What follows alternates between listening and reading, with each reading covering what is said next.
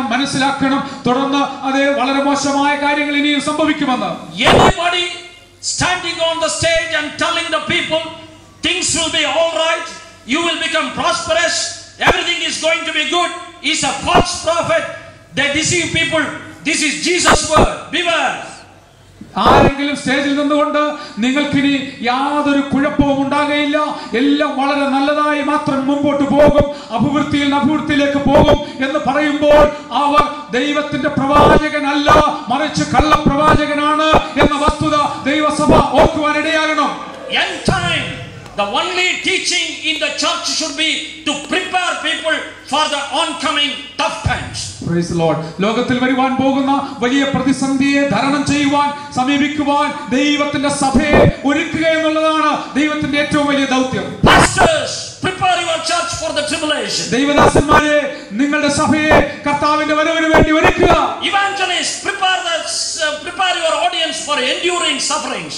സുവിശേഷകന്മാരെ, നിങ്ങളുടെ സദസ്സിനെ ഒരുക്കി പ്രയാസങ്ങളും കഷ്ടങ്ങളും സഹിച്ചുകൊണ്ട് കർത്താവിന് വേണ്ടി ഒരുക്കിയെടുക്കുക.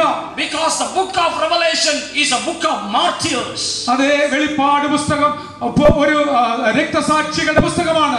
John says, I am here in Patmos because I have been persecuted for the Lord's word and testimony. യോഹന്നാൻ എഴുതിയിരിക്കുന്നത്, ഞാൻ കർത്താവായ യേശുക്രിസ്തുവിന്റെ വചനവും അവന്റെ സാക്ഷ്യവും നിമിത്തമായിട്ട് പത്മോസിലായിരിക്കുകയാണ്. He is a martyr there.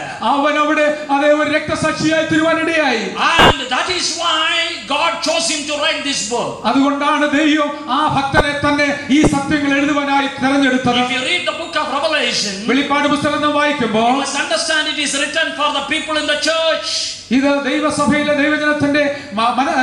ദൈവജനം മനസ്സിലാക്കാൻ വേണ്ടി എഴുതിയിരിക്കുകയാണ്. And the thing that God wants to see in the church is, ദൈവത്തിന്റെ സഭയിലെ കാര്യങ്ങൾ ഇപ്രകാരമായിരിക്കണമെന്ന് ദൈവം ആഗ്രഹിക്കുന്നു. and the only church that he gives his praises to, അതേ ദൈവം അഭിനന്ദിക്കുന്നതായ സഭ, one church is the Smyrna, which is a persecuted church. അതേ സ്മിർനയിലെ സഭയാണ്, ആ സഭയാണ് ഏറ്റവും കൂടുതൽ പീഡിപ്പിക്കപ്പെട്ട സഭ. God says, I am happy with you. ഞാൻ നിങ്ങളെ കുറിച്ച് വളരെ സന്തോഷമുള്ളവനായിരിക്കുന്നു. And says, be faithful unto death. അവരോട് പറഞ്ഞു, മരണപര്യന്തം വിശ്വസ്തരായിരിക്കാം.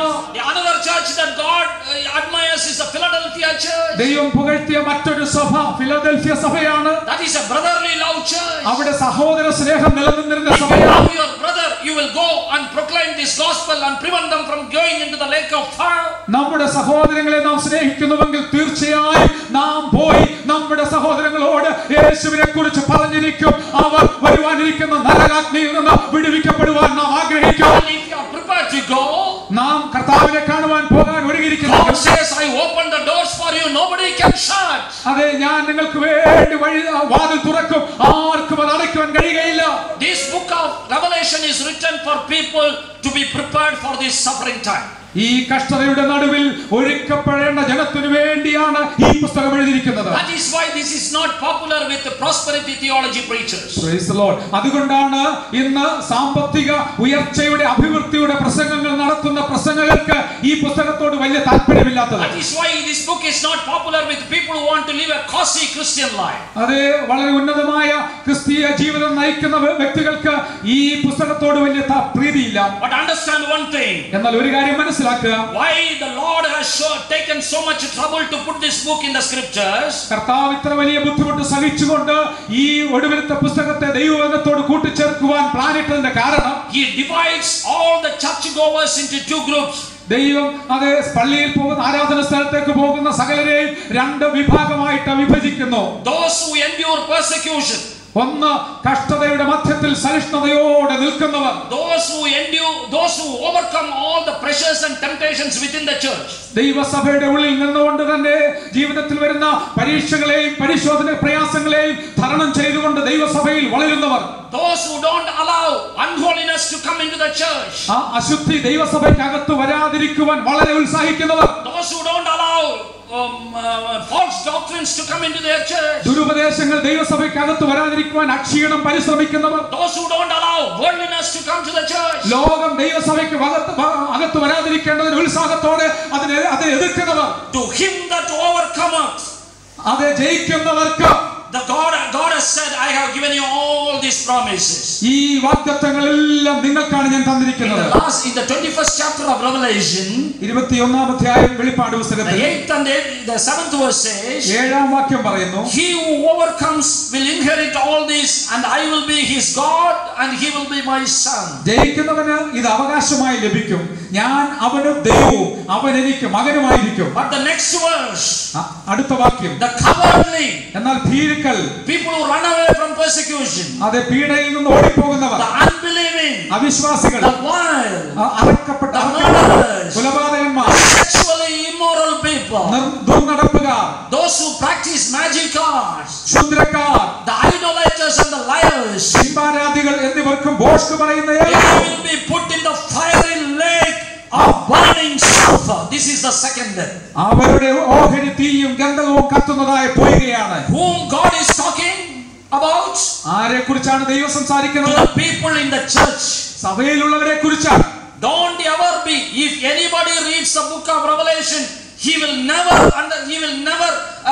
agree to the view that once you are in the church, you are always secure. അതെ, ഈ ദൈവവചനം വായിക്കുന്നവരിൽ ആരും തന്നെ ഇങ്ങനെ ചിന്തിക്കുവാനിടയാകരുത്, പീഡനത്തിന്റെ മധ്യത്തിൽ നിന്ന് നാം അത് ഒഴിച്ച് മാറ്റപ്പെടുമെന്ന്. In the book of, when writing to Smyrna, God says, be faithful unto death.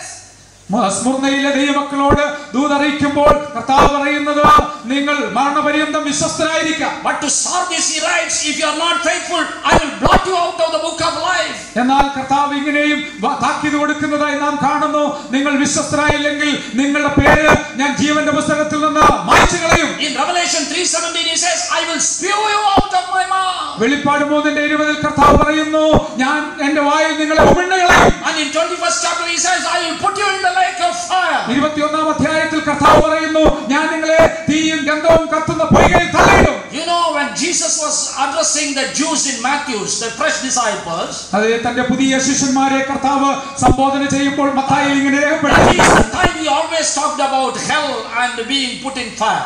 ആ സമയത്താണ് കർത്താവ് നരകത്തെ കുറിച്ചും അതിൽ ഇടുന്നതിനെ കുറിച്ചും രേഖപ്പെടുത്തിയിരിക്കുന്നത്. This book of Revelation has nothing to do with unbelievers. ഈ പുസ്തകത്തിന്, വെളിപ്പാട് പുസ്തകത്തിന് അവിശ്വാസികൾക്ക് ഇതുമായി യാതൊരു ബന്ധത്തിന്റെയും ആവശ്യമില്ല. God takes all these pains to show this, what is going to come in the future, which is not known to great knowledgeable people, great scientists, guest astrophysiologists. He is showing to ordinary believers, escape from the hellfire, otherwise you are not saved. Praise the Lord. ഈ ലോകത്തിലെ ശാസ്ത്രജ്ഞന്മാർക്കോ ശ്രേഷ്ഠന്മാർക്കോ സംഭവിക്കാൻ പോകുന്ന മഹാപീഡനത്തെ കുറിച്ച് ദൈവം വെളിപ്പെടുത്തി കൊടുത്തിട്ടില്ല, അവരോട് പറഞ്ഞിട്ടില്ല. എന്നാൽ സാധാരണക്കാരായ പാവപ്പെട്ടവരായ നമ്മളോട് ദൈവത്തിന്റെ ആത്മാവ് ഇത് ഓർപ്പിക്കുന്നു, വരുവാനിരിക്കുന്ന നരകാഗ്നിയിൽ നിന്ന് രക്ഷ പ്രാപിക്കേണ്ടതിന് നമ്മെ തന്നെ സൂക്ഷിച്ച് ഒരുങ്ങി ജീവിക്കുക. Go home and read all the letters that Jesus wrote to the churches.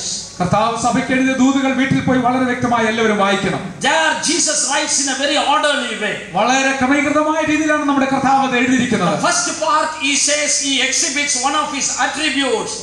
He who is dead and alive, he who walks among the candlesticks, he who is holy and pure, he exhibits one of his characters. യേശു കർത്താവ് ലേഖനം എഴുതുമ്പോൾ ഓരോ സഭയുടെയും ആദ്യ ഭാഗത്ത് തന്റെ ജീവിതത്തിന്റെ ഒരു വൈശിഷ്ട്യം എടുത്തു കാണിച്ചുകൊണ്ടാണ് എഴുതുന്നത്. മരിച്ചവനായിരുന്നു, ജീവിച്ചു, ഞാൻ സാക്ഷാൽ വാതിലാകുന്നു എന്ന് ഞാൻ തുറന്നാൽ ആരും അടയ്ക്കില്ല എന്ന് തുടങ്ങി. You know why? എന്തുകൊണ്ടാണ്? Because any problem you have, either individually or corporate as a church, there is always a remedy in this Jesus. Praise the Lord. അതെ, എന്തുകൊണ്ടാണ് കർത്താവ് ഇങ്ങനെ എഴുതിയിരിക്കുന്നത്? നമ്മുടെ വ്യക്തിപരമായ ജീവിതത്തിലോ ഒരുമിച്ചുള്ളതായ കൂട്ടായ്മ ജീവിതത്തിലോ ഏത് പ്രതിസന്ധി വന്നാലും നമ്മുടെ പരിഹാരത്തിനായി സഹായത്തിനായി നമ്മുടെ കർത്താവ് നമ്മോടുകൂടെ ഉണ്ട്. Then he writes what he is approving in all the churches.